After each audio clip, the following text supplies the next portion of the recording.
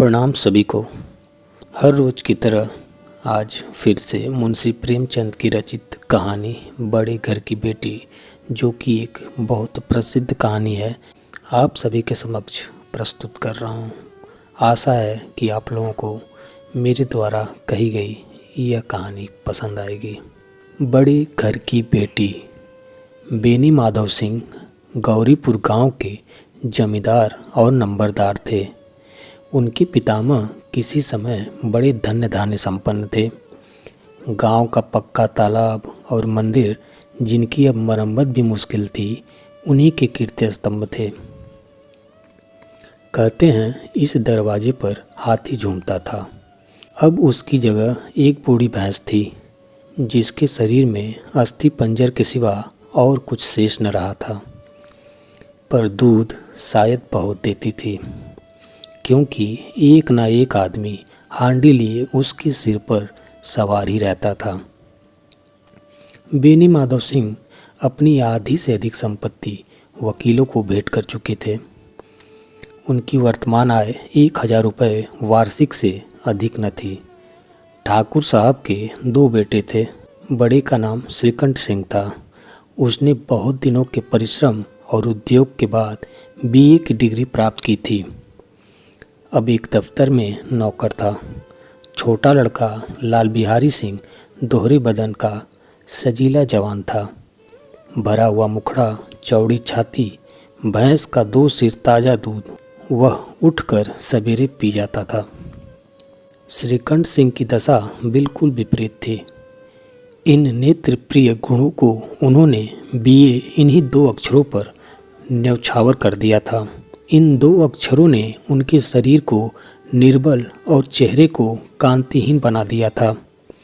इसी से वैदिक ग्रंथों पर उनका विशेष प्रेम था। आयुर्वेदिक औषधियों पर उनका अधिक विश्वास था। शाम सवेरे से उनके कमरे से प्रायः खरल की सुरीली कर्ण मधुर ध्वनि सुनाई दिया करती थी। लाहौर और कलकत्ते के वैद्यों से बड़ी लिखा पड़ी रहती थी। श्रीकंठ इस अंग्रेजी डिग्री के अधिपति होने पर भी अंग्रेजी सामाजिक प्रथाओं के विशेष प्रेमी न थे, बल्कि वह बहुधा बड़ी जोर से उसकी निंदा और तिरस्कार किया करते थे। इसी से गांव में उनका बड़ा सम्मान था। दशहरे के दिनों में वह बड़े उत्साह से रामलीला में सम्मिलित होते और स्वयं किसी न किसी पात्रा का पाठ लेते थे। गौरीपुर में रामलीला के वही जन्मदाता थे। प्राचीन हिंदू सभ्यता का गुणगान उनकी धार्मिकता का प्रधान अंग था। सम्मिलित कुटुंब के तो वह एकमात्र उपासक थे। आजकल स्त्रियों को कुटुंब में मिलजुल कर रहने की जो आरुचि होती है, उसे वह जाति और देश दोनों के लिए हानिकारक समझते थे। यही कारण था कि गांव की ललनाएं उनकी निंदक थीं। कोई कोई तो उन्हें अपना शत्रु समझने में भी संकोच न करती थी। स्वयं उनकी पत्नी को ही इस विषय में उनसे विरोध था। यह इसलिए नहीं कि उसे अपने सास ससुर, देवर या जेठ आदि से घृणा थी, बल्कि उसका विचार था कि यदि बहुत कुछ सहने और तरह देने पर भी परिवार के साथ निर्वाह न हो सके, तो आए दिन की कलह से जीवन को नष्ट करने की अपेक्षा यही उत्तम है कि अपनी खिचड़ी अलग पकाई जाए। आनंदी एक बड़े उच्च कुल की लड़की थी। उसके बाप एक छोटी सी रियासत के तालुकेदार थे। विशाल भवन, एक हाथी, 3 कुत्ते, बाज, बहरी झिकरे, झाड़ फानूस, ऑनरेरी मजिस्ट्री और ऋण, जो एक प्रतिष्ठित तालुकेदार के भोग्य पदार्थ हैं, सभी यहाँ विद्यमान थे। नाम था भूप सिंह। बड़े उदारचित्त और प्रतिभाशाली पुरुष थे, पर दुर्भाग्य से लड़का एक भी न था। 7 लड़कियाँ हुईं और दैवयोग से सब की सब जीवित रहीं। पहली उमंग में तो उन्होंने 3 ब्याह दिल खोल कर किए, पर 15-20 हजार रुपयों का कर्ज सिर पर हो गया तो आंखें खुली, हाथ समेट लिया। आनंदी चौथी लड़की थी। वह अपनी सब बहनों से अधिक रूपवती और गुणवती थी। इससे ठाकुर भूप सिंह उसे बहुत प्यार करते थे। सुंदर संतान को कदाचित उसके माता पिता भी अधिक चाहते हैं। ठाकुर साहब बड़े धर्म संकट में थे कि इसका विवाह कहाँ करें। न तो यही चाहते थे कि ऋण का बोझ बढ़े और न यही स्वीकार था कि उसे अपने को भाग्यहीन समझना पड़े। एक दिन श्रीकंठ उनके पास किसी चंदे का रुपया मांगने आया। शायद नागरी प्रचार का चंदा था।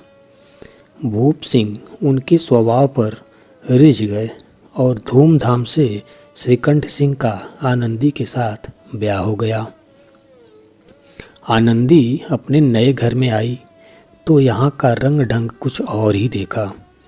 जिस टीम टाम की उसे बचपन से ही आदत पड़ी हुई थी वह यहाँ नाम मात्र को भी न थी। हाथी घोड़ों का तो कहना ही क्या, कोई सजी हुई सुंदर बहली तक न थी। रेशमी स्लीपर साथ लाई थी पर यहाँ बाग कहाँ। मकान में खिड़कियाँ तक न थी। न जमीन पर फर्श न दीवार पर तस्वीरें। यह एक सीधा साधा देहाती गृहस्थ का मकान था। किंतु आनंदी ने थोड़े ही दिनों में अपने को इस नई अवस्था के ऐसा अनुकूल बना लिया मानो उसने विलास के सामान को कभी देखा ही न हो। एक दिन दोपहर के समय लाल बिहारी सिंह 2 चिड़िया लिए हुए आया और भावत से बोला, जल्दी से पका दो, मुझे भूख लगी है। आनंदी भोजन बनाकर उसकी राह देख रही थी। अब वह नया व्यंजन बनाने बैठी। हांडी में देखा तो घी पाव भर से अधिक न था। बड़े घर की बेटी किफ़ायत क्या जाने, उसने सब घी मांस में डाल दिया। लाल बिहारी खाने बैठा तो दाल में घी न था। बोला, दाल में घी क्यों नहीं छोड़ा? आनंदी ने कहा, घी सब मांस में पड़ गया। लाल बिहारी जोर से बोला, अभी परसों घी आया, इतनी जल्द उठ गया? आनंदी ने उत्तर दिया, आज तो कुल पाव भर रहा होगा, वह सब मैंने मांस में डाल दिया। जिस तरह सूखी लकड़ी जल्दी से जल उठती है, उसी तरह क्षुधा से बावला मनुष्य जरा जरा सी बात पर तिनक जाता है।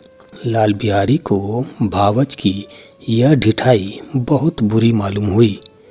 तिनक कर बोला, मायके में तो चाहे घी की नदी बहती हो, स्त्री गालियां सह लेती हैं, मार भी सह लेती हैं, पर मायके की निंदा उससे सही नहीं जाती। आनंदी मुंह फेर कर बोली, हाथी मरा भी तो 9 लाख का, वहाँ इतना घी नित्य नाई का आहार खाते हैं। लाल बिहारी जल गया, थाली उठाकर पटक दी और बोला, जी चाहता है जी पकड़ कर खींच लूँ। आनंदी को भी क्रोध आ गया, मुँह लाल हो गया। बोली, वह होते तो आज इसका मजा चखाते। अब अपड़ उजड़ ठाकुर से न रह गया। उसकी स्त्री एक साधारण जमींदार की बेटी थी। जब जी चाहता उस पर हाथ साफ कर लिया करता था। खड़ाऊ उठाकर आनंदी की ओर जोर से फेंकी और बोला, जिसके गुमान पर भूली हुई हो उसे भी देखूंगा और तुम्हें भी। आनंदी ने हाथ से खड़ाऊ रोकी, सिर बच गया, पर उंगली में बड़ी चोट आई। क्रोध के मारे हवा से हिलते पत्ते की भांति कांपती हुई अपने कमरे में आकर खड़ी हो गई। स्त्री का बल और साहस, मान और मर्यादा पति तक है। उसे अपने पति के ही बल और पुरुष तत्व का घमंड होता है। आनंदी खून का घूंट पी कर रह गई। श्रीकंठ सिंह शनिवार को घर आया करते थे। बृहस्पति को यह घटना हुई थी। 2 दिन तक आनंदी कूप भवन में रही, न कुछ खाया न पिया, उनकी बाट देखती रही। अंत में शनिवार को वह नियमानुकूल संध्या समय घर आए और बाहर बैठकर कुछ इधर उधर की बातें, कुछ देश काल संबंधी समाचार तथा कुछ नए मुकदमों आदि की चर्चा करने लगे। यह वार्तालाप 10 बजे रात तक होता रहा। गांव के भद्र पुरुषों को इन बातों में ऐसा आनंद मिलता था कि खाने पीने की भी सुधि न रहती थी। श्रीकंठ को पिंड छुड़ाना मुश्किल हो जाता था। यह 2-3 घंटे आनंदी ने बड़े कष्ट से काटे। किसी तरह भोजन का समय आया, पंचायत उठी, एकांत हुआ तो लाल बिहारी ने कहा, भैया आप जरा भाभी को समझा दीजिएगा कि मुंह संभाल कर बात किया करे, नहीं तो एक दिन अनर्थ हो जाएगा। बेनी माधव सिंह ने बेटे की ओर से साक्षी दी। हाँ, बहू बेटियों का यह स्वभाव अच्छा नहीं कि मर्दों के मुंह लगे। लाल बिहारी बोला, वह बड़े घर की बेटी है तो हम भी कोई कुर्मी कहा नहीं है। श्रीकंठ ने चिंतित स्वर से पूछा, आखिर बात क्या है? लाल बिहारी ने कहा, कुछ भी नहीं, यूं ही आप उलझ पड़ी। मैके के सामने हम लोगों को कुछ समझती ही नहीं। श्रीकंठ खा पीकर आनंदी के पास गए। वह भरी बैठी थी। यह हजरत भी कुछ तीखे थे। आनंदी ने पूछा, चित्त तो प्रसन्न है? श्रीकंठ बोले, बहुत प्रसन्न है, पर तुमने आजकल घर में यह क्या उपद्रव मचा रखा है? आनंदी की त्योरियों पर बल पड़ गए। झुंझलाहट के मारे बदन में ज्वाला सी दहक उठी। बोली, जिसने तुमसे यह आग लगाई है उसे पाऊँ तो मुँह झुलस दूँ। श्रीकंठ बोले, इतनी गर्म क्यों होती हो, बात तो कहो। आनंदी बोली, क्या कहूँ, यह मेरे भाग्य का फेर है, नहीं तो गंवार छोकरा जिसको चपरासीगिरी करने का भी सहूर नहीं, मुझे खड़ाऊ से मारकर यूं ना करता। श्रीकंठ बोला, सब हाल साफ साफ कहो तो मालूम हो, मुझे तो कुछ पता ही नहीं। आनंदी, परसों तुम्हारे लाडले भाई ने मुझसे मांस पकाने को कहा। घी आंडी में पाव भर से अधिक न था। वह सब मैंने मांस में डाल दिया। जब खाने बैठा तो कहने लगा, दाल में घी क्यों नहीं है। बस इसी पर मेरी मैके को बुरा भला कहने लगा। मुझसे न रह गया। मैंने कहा कि वहाँ इतना घी तो नाई कहाँ खाते हैं और किसी को जान भी नहीं पड़ता। बस इतनी सी बात पर इस अन्यायी ने मुझ पर खड़ाऊ फेंक कर मारी। यदि हाथ से न रोक लूँ तो सिर फट जाए। उसी से पूछो मैंने जो कुछ कहा है वह सच है या झूठ। श्रीकंठ की आंखें लाल हो गई। बोले, यहाँ तक हो गया इस छोकरे का यह साहस। आनंदी स्त्रियों के स्वभाव अनुसार रोने लगी, क्योंकि आंसू उनकी पलकों पर रहते हैं। श्रीकंठ बड़े धैर्यवान और सत्पुरुष थे। उन्हें कदाचित ही कभी क्रोध आता था। स्त्रियों के आंसू पुरुषों की क्रोधाग्नि भड़काने में तेल का काम कर देते हैं। रात भर करवटें बदलते रहे। उद्विग्नता के कारण पलक तक नहीं झपकी। प्रातःकाल अपने बाप के पास जाकर बोले, दादा अब इस घर में मेरा निवाह न होगा। इस तरह की विद्रोही पूर्ण बातें कहने पर श्रीकंठ ने कितनी ही बार अपने कई मित्रों को आड़े हाथों लिया था, परंतु दुर्भाग्य आज उन्हें स्वयं वही बातें अपने मुंह से कहनी पड़ी। दूसरों को उपदेश देना भी कितना सहज है। बेनी माधव सिंह घबरा उठे और बोले, क्यों?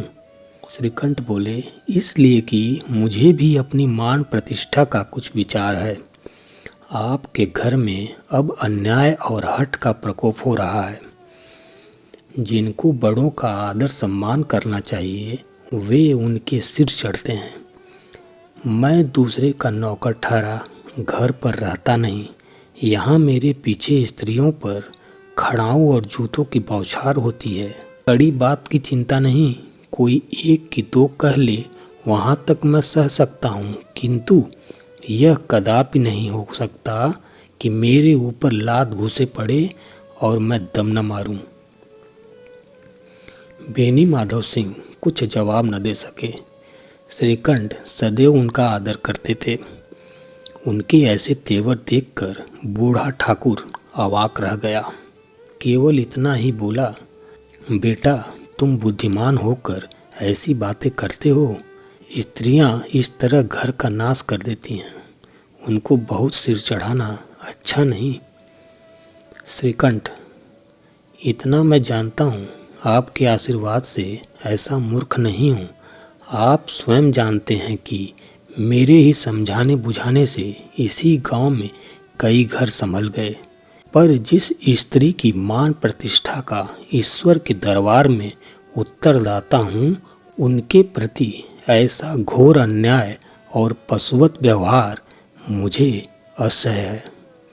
आप सच मानिए, मेरे लिए यही कुछ कम नहीं है कि लाल बिहारी को कुछ दंड नहीं देता। अब बेनी माधव सिंह भी गरमाए। ऐसी बातें और न सुन सके। बोले, लाल बिहारी तुम्हारा भाई है। उससे जब कभी भूल चूक हो उसके कान पकड़ लो। लेकिन तभी श्रीकंठ बोले, लाल बिहारी को मैं अब अपना भाई नहीं समझता। बेनी माधव सिंह बोले, स्त्री के पीछे? श्रीकंठ बोले, जी नहीं, उसकी क्रूरता और अविवेक के कारण। दोनों कुछ देर चुप रहे। ठाकुर साहब लड़के का क्रोध शांत करना चाहते थे, लेकिन यह नहीं स्वीकार करना चाहते थे कि लाल बिहारी ने कोई अनुचित काम किया है। इसी बीच में गांव के और कई सज्जन हुक्के चीलम के बहाने वहां आ बैठे। कई स्त्रियों ने जब यह सुना कि श्रीकंठ पत्नी के पीछे पिता से लड़ने को तैयार है तो उन्हें बड़ा हर्ष हुआ। दोनों पक्षों की मधुर वाणियाँ सुनने के लिए उनकी आत्माएं तिल मिलाने लगी। गांव में कुछ ऐसे कुटिल मनुष्य भी थे जो इस कुल की नीतिपूर्ण गति पर मन ही मन जलते थे। वे कहा करते थे, श्रीकंठ अपने बाप से दबता है इसीलिए वह दब्बू है। उसने विद्या पढ़ी इसीलिए वह किताबों का कीड़ा है।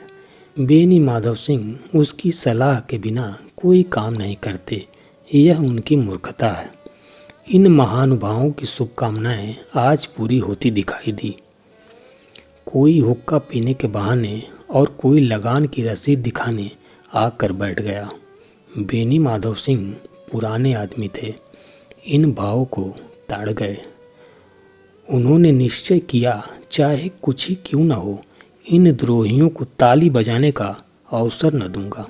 तुरंत कोमल शब्दों में बोले, बेटा मैं तुमसे बाहर नहीं हूँ, तुम्हारा जो जी चाहे करो। अब तो लड़के से अपराध हो गया। इलाहाबाद का अनुभव रहित झल्लाया हुआ ग्रेजुएट इस बात को न समझ सका। उसे डिबेटिंग क्लब में अपनी बात पर अड़ने की आदत थी। इन हथकंडों की उसे क्या खबर। बाप ने जिस मतलब से बात पलटी थी वह उसकी समझ में न आई। बोला, लाल बिहारी के साथ अब इस घर में नहीं रह सकता। बेनी माधव बोले, बेटा बुद्धिमान लोग मूर्खों की बात पर ध्यान नहीं देते। वह बेसमझ लड़का है। उससे जो कुछ भूल हुई उसे तुम बड़े होकर क्षमा कर दो। श्रीकंठ बोले, उसकी इस दुष्टता को मैं कदापि नहीं सह सकता। या तो वही घर में रहेगा या मैं। आपको यदि वह अधिक प्यारा है तो मुझे विदा कीजिए। मैं अपना भार आप संभाल लूँगा। यदि मुझे रखना चाहते हैं तो उससे कहिए जहाँ चाहे चला जाए।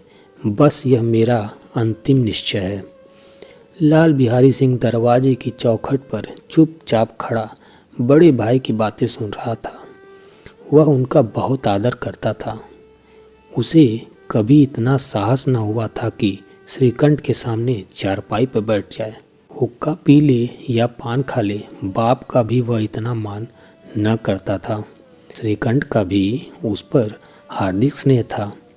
अपने होश में उन्होंने कभी उसे घोड़का तक न था।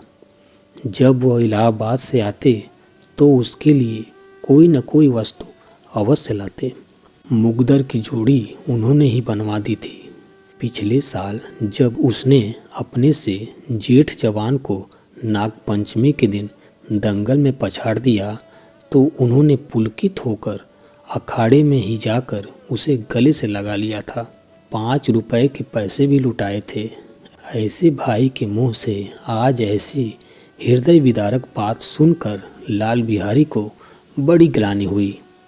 वह फूट फूट कर रोने लगा। इसमें संदेह नहीं कि अपने किए पर पछता रहा था।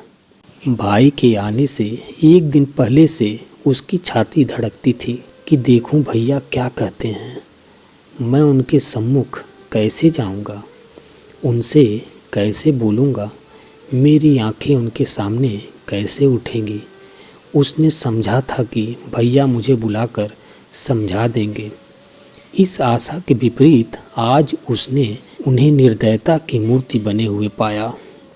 वह मूर्ख था, परंतु उसका मन कहता था कि भैया मेरे साथ अन्याय कर रहे हैं।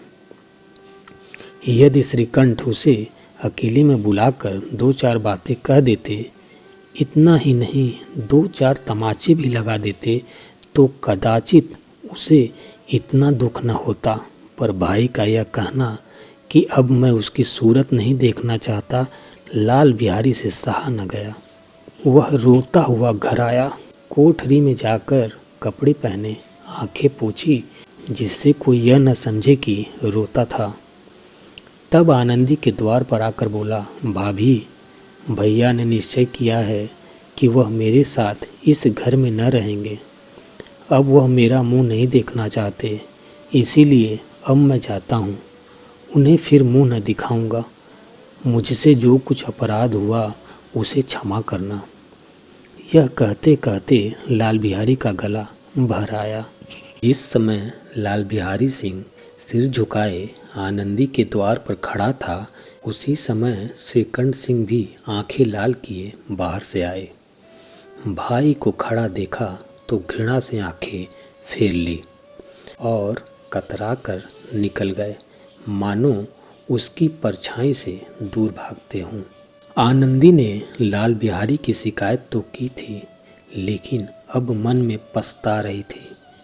वह स्वभाव से दयावती थी। उसे इसका तनिक भी ध्यान न था कि बात इतनी बढ़ जाएगी। वह मन में अपने पति पर झुंझला रही थी कि यह इतने गर्म क्यों होते हैं। उस पर यह भय भी लगा हुआ था कि कहीं मुझसे इलाहाबाद चलने को कहें तो कैसे क्या करूँगी। इस बीच में जब उसने लाल बिहारी को दरवाजे पर खड़े यह कहते सुना कि अब मैं जाता हूँ, मुझसे जो कुछ अपराध हुआ है क्षमा करना, तो उसका रहा सहा क्रोध भी पानी हो गया। वह रोने लगी। मन का मैल धोने के लिए नयन जल से उपयुक्त और कोई वस्तु नहीं है। श्रीकंठ को देखकर आनंदी ने कहा, लाला बाहर खड़े बहुत रो रहे हैं। श्रीकंठ, तो मैं क्या करूं? आनंदी, भीतर बुला लो, मेरी जीभ में आग लगी, मैंने कहाँ से यह झगड़ा उठाया। श्रीकंठ, मैं न बुलाऊंगा। आनंदी, पछताओगे, उन्हें बहुत ग्लानि हो गई है, ऐसा न हो कहीं चल दें। श्रीकंठ न उठे।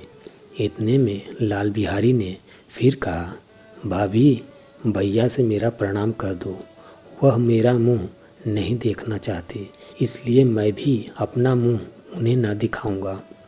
लाल बिहारी इतना कहकर लौट पड़ा और शीघ्रता से दरवाजे की ओर बढ़ा। अंत में आनंदी कमरे से निकली और उसका हाथ पकड़ लिया। लाल बिहारी ने पीछे फिर कर देखा और आंखों में आंसू भरे बोला, मुझे जाने दो। आनंदी बोली, कहाँ जाते हो? लाल बिहारी, जहाँ कोई मेरा मुंह न देखे। आनंदी, मैं न जाने दूंगी। लाल बिहारी, मैं तुम लोगों के साथ रहने योग्य नहीं हूँ। आनंदी बोली, तुम्हें मेरी सौगंध, अब एक पग भी आगे न बढ़ाना। लाल बिहारी बोला, जब तक मुझे यह न मालूम हो जाए कि भैया का मन मेरी तरफ से साफ हो गया, तब तक मैं इस घर में कदापि न रहूँगा। आनंदी बोली, मैं ईश्वर को साक्षी देकर कहती हूँ कि तुम्हारी ओर से मेरे मन में तनिक भी मैल नहीं है। अब श्रीकंठ का हृदय भी पिघला।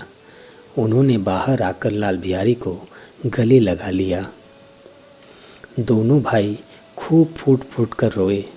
लाल बिहारी ने सिसकते हुए कहा, भैया अब कभी मत कहना कि तुम्हारा मुंह न देखूंगा। इसके सिवा आप जो दंड देंगे मैं सहर्ष स्वीकार कर लूँगा। श्रीकंठ ने कांपते हुए स्वर में कहा, लल्लू इन बातों को बिल्कुल भूल जाओ। ईश्वर चाहेगा तो फिर ऐसा अवसर न आवेगा। बेनी माधव सिंह बाहर से आ रहे थे। दोनों भाइयों को गले मिलते देखकर आनंद से पुलकित हो गए। बोल उठे, बड़े घर की बेटियां ऐसी ही होती हैं, बिगड़ता हुआ काम बना लेती हैं। गांव में जिसने यह वृत्तांत सुना उसी ने इन शब्दों में आनंदी की उदारता को सराहा और बोला, बड़े घर की बेटियां ऐसी ही होती हैं। धन्यवाद।